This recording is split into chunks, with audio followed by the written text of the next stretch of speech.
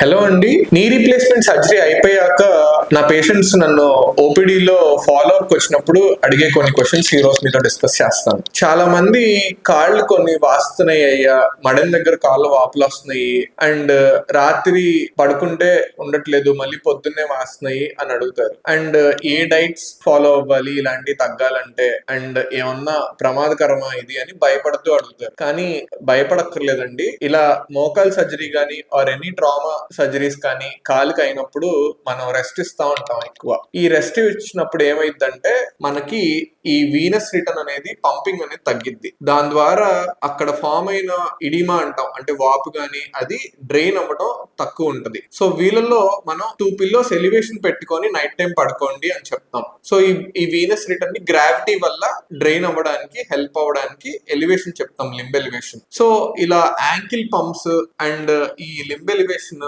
ఇట్లాంటివి చేయడం వల్ల కాళ్ళల్లో ఉండే మసిల్స్ అన్ని యాక్టివేట్ అయ్యి ఆ వీనస్ రిటర్న్ అనేది ఇంక్రీజ్ అయ్యి మనకి కాళ్ళ వాపులు అనేది తక్కువ ఉంటది.